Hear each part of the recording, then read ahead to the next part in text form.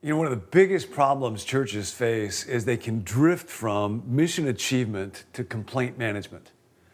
It's a funny thing, when a church first gets started, it's got a very high commitment to mission and a very low commitment to survival, because they don't know if we're going to survive or not.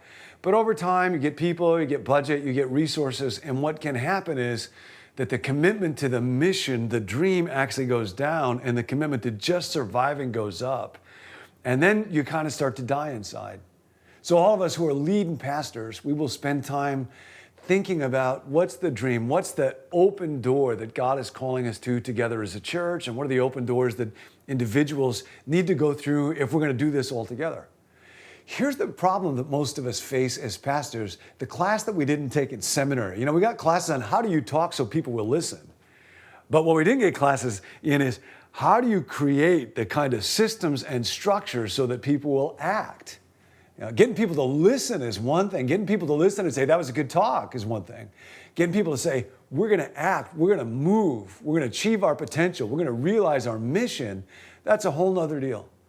And so I'm talking now with Doug Turner. Doug is a really good friend. We worked together back at Willow Creek and at Menlo Church, where I am now, precisely about this. How do you create systems and structures to help the right people get a church to actually move and take action? And Doug is as good at this as anybody I know. So Doug, talk to leaders who are wondering about this right now.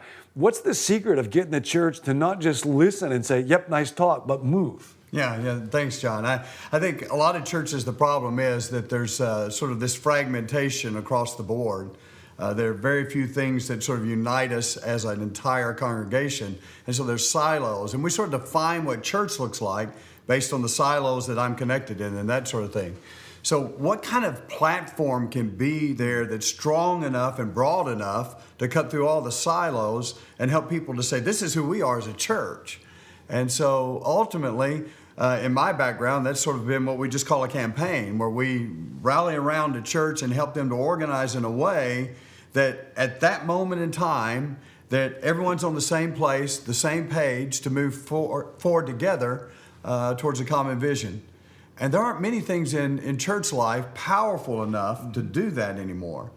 So one of the things that does is it creates a whole different venue for communication.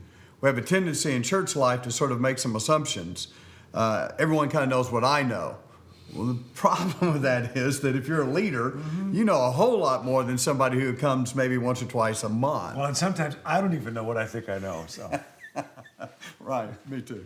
But the bottom line is that how do you sort of then move outside of that core group of people who already get it to the 80% of the people who don't really get it? Yeah. And frankly, the 20% who show up for stuff, they're initiators, they come for things all the time, they think the 80% have been under a rock somewhere when they don't get it.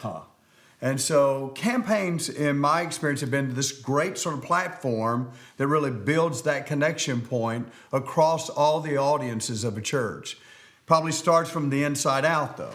I mean, it moves with early adopters who sort of get infected with the vision, and then it moves out from there. There's a ripple effect from the inside out. One of the things I've noticed, because we've done several campaigns together, and they'll have a common goal that everybody's moving for. It'll be for a limited season, so there's actually a finish line. But then you'll have kind of a structure to a campaign where we'll identify who are the people that are highly motivated, that are on board together, and then what's the role we're asking them to play so they can move us forward. Yeah, and then what happens, John, is, and you've seen this, is that the beauty of it is that they get the message in a way that there's a new energy, there's a new excitement around it. And then when you're not in the room, when other leaders aren't in the room, they're still talking about it. And so it becomes this very organic kind of communication that spreads across everybody in the congregation. So, and then ultimately, you've got this finish line that you're shooting for. The destination sort of determines the journey when you go into this thing. And at the end of the line, how do people get to that destination? And what's the call to action? Yeah. Campaigns are never simply a tool just to educate people. It's never simply just to help people to get knowledge. It's to change lives. It's to move people from here to here and say, this is where we need you to go. Which a lot of times as pastors, we have learned how to teach people information or even to address their individual lives but not necessarily as leaders of an organization call people effectively to action. What that gets into is, how do you actually effectively motivate real people, including that fringe, which is actually 80% of the crowd? Right. That's what we're going to talk about next time. Right.